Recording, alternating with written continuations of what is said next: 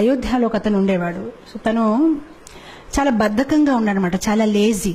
So ఎల్లప్పుడు తను భోజనం తినుకోవాలి, భోజనం తినాలి, పడుకోవాలి, పని ఏం చేసేవాడు కాదు. సో మొత్తం మీద ఆ ఇంట్లో ఉన్న వాళ్ళందరికీ విసుకొచ్చేసి, బాబు నువ్వు ఏదైనా ఆశ్రమం జాయిన్ అయిపో, ఎలాగో ఇంట్లో ఏం పని చేయట్లేదు, మాకు నీతో బెజార్ వచ్చేసింది. సో మొత్తం మీద తను అనుకున్నాడు, సరే అయితే నేను ఏదో ఒక ఆశ్రమం జాయిన్ అయిపోతాను ఎందుకు అని.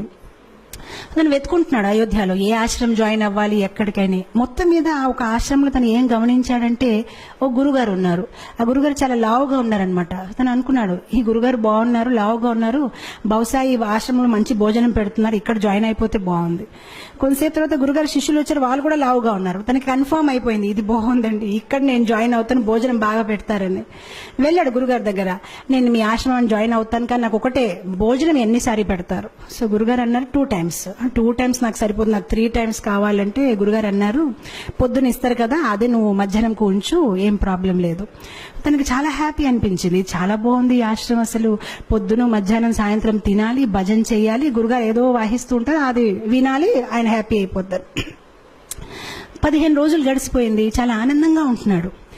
15 రోజుల తర్వాత ఒకరోజు పొద్దున ఏం చూశాడంటే, వంట ఏం అవ్వట్లేదు, అక్కడ ఏం జరగట్లేదు, వంట గదిలో ఎవరు లేరు, అందరూ ఏదో జపం చేస్తున్నారు. సో తన అడుగుతున్నాడు అందరికీ, ఏంటండి ఈరోజు ఏం వంట చెయ్యరండి?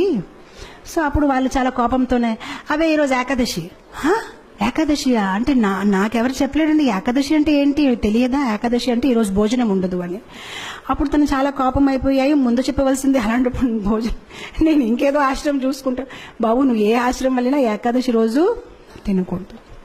అప్పుడు తిన్నంగా ఆయన గురుగారి దగ్గరికి వెళ్ళిపోయారు, గురుగారు నన్ను కాపాడండి, నేను ఏకాదశి అయితే చేయలేను, ఒకవేళ నా చేత ఏకాదశి చేయించారనుకోండి, నేను ద్వాదశి చూడలేను, నేను పోతాను, నాకు ప్రసాదం అయితే కావాలి, ఇంకే పని చేయమంటే చేస్తాను, కానీ భోజనం లేకుంటే నేను ఉండలేనని. సో గురుగారు అన్నారు, బాబు నీ గురించి అయితే ప్రత్యేకంగా వంట చేయడం అవ్వదు, అయితే ఒక పని చేసుకో, అటు చూడ కొండ ఉంది కదా, కొండ పక్కన చెరువు ఉంది కదా, అక్కడికి వెళ్ళి నువ్వు వంట చేసుకొని నువ్వు తిను, కావాలంటే మేము సౌకర్యాలు ఇస్తాము.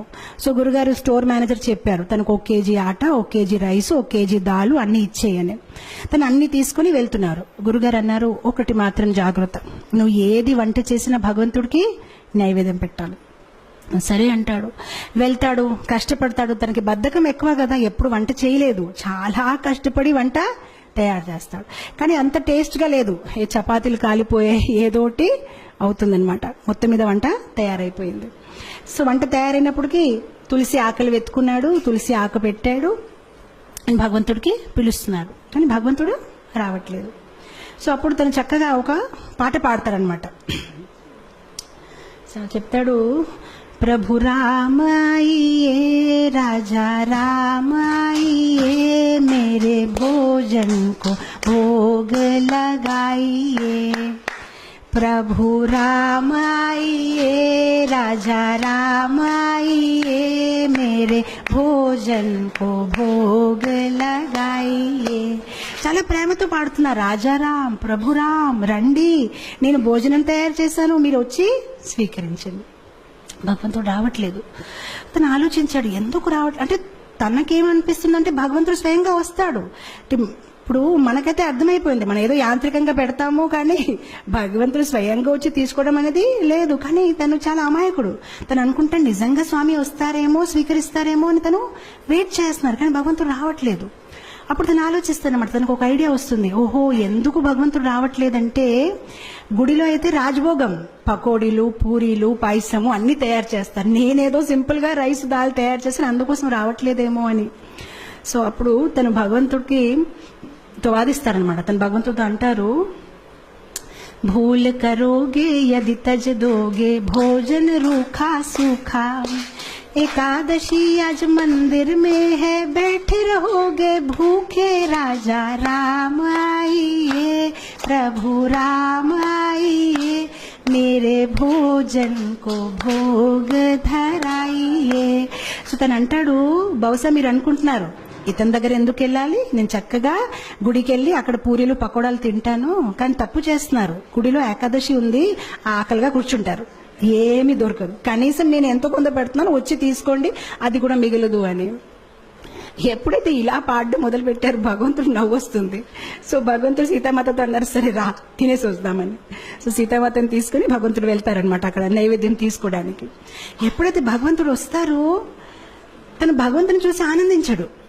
తను సీతామాత వైపు చూసి ప్రసాదం వైపు చూస్తాడు, సీతామాత వైపు చూసి ప్రసాదం వైపు చూస్తాడు. తను ఆలోచిస్తాడు, నేను ఒక్కరిని పిలిస్తే ఇద్దరు వచ్చేసారేంటి. సో ప్రసాదం వైపు సీతామాత, ప్రసాదం అప్పుడు శ్రీరాముడు అడుగుతారనమాట, నీకు ఆనందంగా లేదు? ఆనందంగానే ఉందండి, రండి కూర్చోండి అంటాడనమాట. మనసులో ఆలోచిస్తారనమాట, ఒక్కరిని పిలిస్తే ఇద్దరు వచ్చారు, సరిపోదేమో భోజనము, నాకు వీళ్ళు ఏకాదశి చేపించే ఉంటారేమో ఈరోజు అని. సో మొత్తం మీద భోజనం పెడతారు, వాళ్ళిద్దరు తింటారు, హ్యాపీగా వెళ్ళిపోతారు, తిని ఏకాదశి చేసుకుంటారు, ఎందుకంటే ఇంకేం మిగిలేదు. ఇంకో 15 రోజులు గడిచిపోతాయి, మళ్ళీ ఏకాదశి వస్తుంది. ఈసారి తన గురుగారికి చెప్తాడనమాట, గురుగారు 1 కేజీ ఆట సరిపోవట్లేదు, 2 భగవాన్లు వస్తున్నారు, మీరు 1 భగవాన్ 2 వస్తున్నారు, ఇంకా కొంచెం ఇవ్వండి. గురుగారు అనుకుంటారు, తిని కొంచెం లావుగా ఉన్నాడు కదా, భోజనం ఎక్కువ కావాలి, ఏం మాట్లాడుతున్నారు ఏంటో, సరే తీసుకువెళ్ళి ఇంకా కొంచెం ఆట, ఇంకా కొంచెం దాల్ అంటారు. ఈసారి తీసుకువెళ్తాడు, చక్కగా వంట చేస్తాడు, తులసి ఆకులు పెడతాడు, మళ్ళీ స్టార్ట్ చేస్తాడు. ఈసారి భజన్ మార్చేస్తాడు, రాజా రామాయియే సీతా రామాయియే మేరే భోజన్ కో భోగ ధరాయియే. ఈసారి ఇద్దరిని పిలిచాడు, రాజారామ రండి, సీతారామ రండి. భగవంతుడు ప్రత్యక్షం అయిపోతారు. కానీ ఈసారి లక్ష్మణ్ని తీసుకొస్తారు. సో భగవంతుడు అంటారు, నీకు ఆనందంగా లేదా? మేము వచ్చేసామంటే ఆనందంగానే ఉందండి, కానీ లక్ష్మణ్ వైపు చూస్తారు, ప్రసాదం వైపు చూస్తారు, లక్ష్మణ్ వైపు చూస్తారు. ఇద్దరిని పిలిస్తే 3 వచ్చారు. ఈసారి కూడా నా ఏకాదశి అయిపోయింది, నాకేం మిగలదు అని. అయితే రండి కూర్చోండి భోజనం పెడతానని భోజనం పెడతారు, భగవంతుడు తింటారు, వెళ్ళిపోతారు. తను అనుకుంటారు, సరే అయితే నెక్స్ట్ టైం నుంచి 3 పీపుల్. మళ్ళీ వెళ్తారు గురుగారి దగ్గర, గురుగారు కొంచెం ఇది సరిపోవట్లేదు. సరే గురుగారు ఒప్పుకుంటారు, సరే ఇవ్వండి, మేబీ సాయంత్రం పూట మళ్ళీ తింటాడేమో అని. ఈసారి మళ్ళీ పాటలు పాడడం, ఏకాదశి రోజు వెళ్ళాడు, వంట చేశాడు, తులసి పెట్టాడు. రాజా రామాయియే సీతారామాయియే లక్ష్మణ్ సాథ్ లాయియే మేరే భోజన్ కో భోగ్ ధరాయియే. వచ్చేస్తారు సీతారాం, లక్ష్మణ్ అండ్ హనుమాన్. ఇతను మళ్ళీ భోజనం వైపు చూస్తారు, హనుమాన్ వైపు చూస్తారు, భోజనం వైపు చూస్తారు, హనుమాన్ వైపు చూస్తారు. ఇదేం పద్ధతి కాదు, ఒక్కరు పిలిస్తే ఇద్దరు, ఇద్దరు పిలిస్తే ముగ్గురు, ముగ్గురు పిలిస్తే 4. శ్రీరాముడు మళ్ళీ అడుగుతారు, నీకు సంతోషంగా లేదు? చాలా సంతోషంగా ఉంది, రండి కూర్చోండి అంటాడు, భోజనం పెడతారు. ఈసారి ఎప్పుడైతే సీతారాం ప్రసాదం అన్ని తినేసి వెళ్ళిపోతున్నారు, అప్పుడు తను అడుగుతాడు, ఏమంటే ఏం అనుకోకపోతే నెక్స్ట్ టైం ఎంతమంది వస్తారండి? మీరు ముందు నుంచి చెప్తే నేను కొంచెం, అంటే నాకు 4 ఏకాదశులు అయిపోయాయి, కనీసం నేను కొంచెం ఎక్కువ తెచ్చేస్తానంటే శ్రీరాముడు ఏం చెప్పరు, నవ్వుతూ వెళ్ళిపోతారనమాట. తను ఆలోచిస్తారు, సరే నేను ఏదో ఒకటి చెయ్యాలి, ఎందుకంటే కుటుంబ సహిత వచ్చేస్తున్నారని. మనం మ్యారేజ్ కార్డులో కూడా 1 పెడితే 1 వస్తారు, కానీ ఇద్దరు ఇదేంటి ఇలా ఉందని. తర్వాత ఏకాదశి రోజు మళ్ళీ గురుగారు చెప్తారు, నాకు 10 కేజీ ఆటలు కావాలి, 10 కేజీ రైస్ కావాలి. గురుగారు అనుకుంటారు, ఇదేదో ప్రాబ్లం ఉంది, బహుశా తను అమ్మేస్తున్నాడేమో, ఎంత ఎవరు తినలేరు, తప్పకుండా అమ్మేస్తున్నాడు.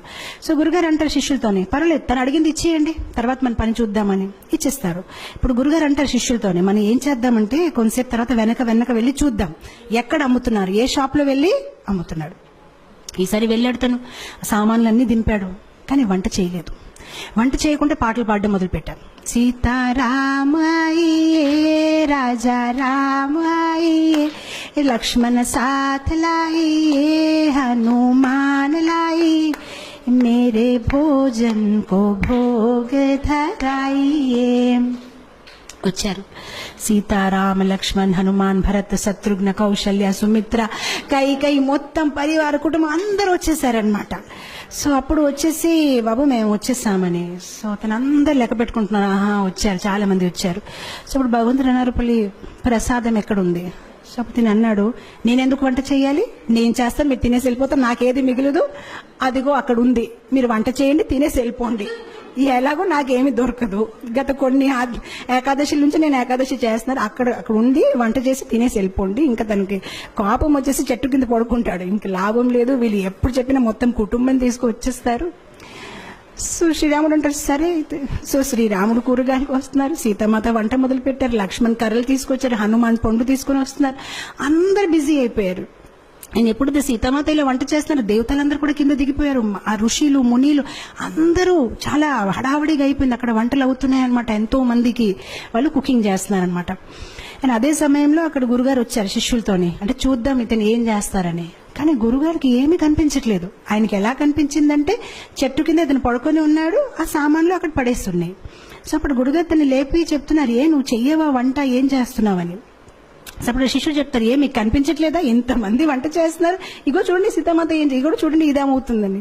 అప్పుడు గురుగారు అంటే నాకేమీ కనిపించట్లేదు.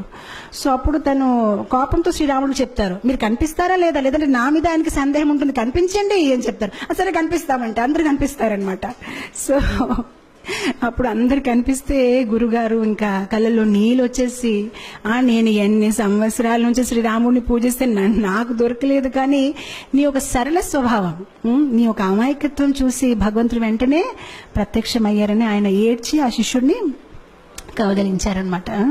సో ఇక్కడ భగవంతుడు మన ఒక సరళ స్వభావం, మనలో వినయం ఎంత ఉంది, మనలో అమాయకత్వం ఎంత ఉంది.